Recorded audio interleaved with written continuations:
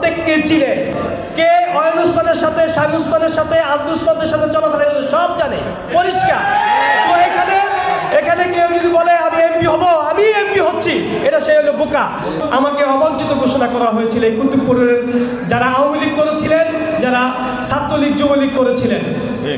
কিন্তু আজকে দুঃখের বিষয়, ছাত্রলীগ যুবলীগ এবং যারা আওয়ামী লীগ করেছিলেন আমাকে অবঞ্চিত ঘোষণা করার পরে আমি কিন্তু ঠিকই কুতুবপুরে এসেছিলাম, কিন্তু তাদেরকে আর দেখা যায় নাই, এখন পর্যন্ত কিন্তু তাদেরকে আর চোখে পড়ে নাই। আমাদের মাঝে মাঝে আমরা বিভিন্ন প্রোগ্রামগুলোতে দেখি এই বিএনপির বাইরেও একটা শ্রেণী প্রোগ্রাম করে, সেটা কিনা তারা কিসের প্রোগ্রাম করে, যে অমুকে এমপি হবে, অমুকে এমপি বানাইতে হবে, অমুকে বড় বড় নেতা তৈরি করতে হবে, অমুকে সমাজের সবচেয়ে গডফাদার বানাতে হবে।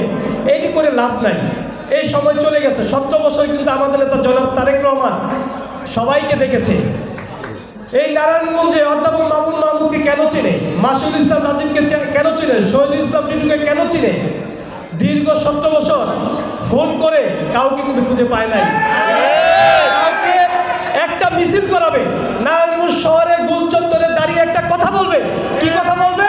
জনগণের কথা বলবে, এই মানুষের কথা বলবে, দেশের মানুষের কথা বলবে। জনগণকে নিয়ে কথা বলার জন্য একটি লোক কিন্তু তখন খুঁজে পাওয়া যায় নাই। আজকে মামুন মাহমুদ, মাসুদুল ইসলাম রাজীবের মতো নেতাদেরকে পেয়েছে বিদায় কিন্তু দল তাদেরকে দায়িত্ব দিয়েছে। তাহলে বুঝতে হবে দল কোথায় আছে। যারা অলি গলিতে পাড়া মহল্লায় নিজেকে বড় নেতা, গডফাদার, এমপি, মন্ত্রী এখনই বানিয়ে ফেলতেছে, তারা বানাক, ওদিকে আমরা কেউই তাকাবো না। আমরা তাকাবো কাদের দিকে?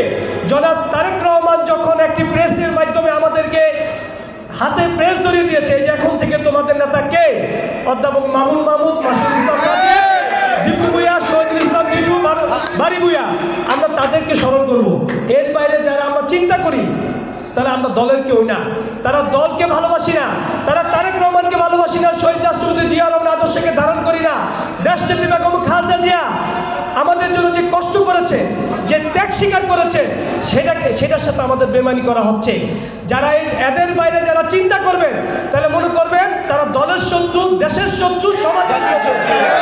এখন থেকে হিসাব নিকাশ করে আমি মনে করি আপনারা প্রোগ্রাম করেন, আপনারা দলকে ভালোবাসেন, এই দলের পিছনে আপনাদের শ্রম যদি থেকে থাকে আপনারা করেন, কিন্তু কোনো সময় দলের বিভক্তি ঘটে, দলের দ্বিধাদ্বন্দ্ব হয়, সমাজে বিএনপি হানাহানি হবে, কাটাকাটি হবে, এটা দল দেখতে চায় না।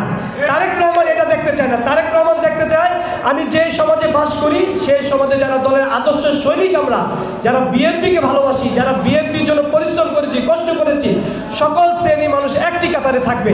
যদি কেউ চিন্তা করে এদের বাইরে গিয়ে যে আমার নেতা তো মুখ আছে, আমি ঘুমাইছি তো কি হয়েছে, আমার নেতা আছে, নেতা আমাকে ঠিকই নেতা বানিয়ে নিয়ে আসবে, ওই দিন ভুলে যান।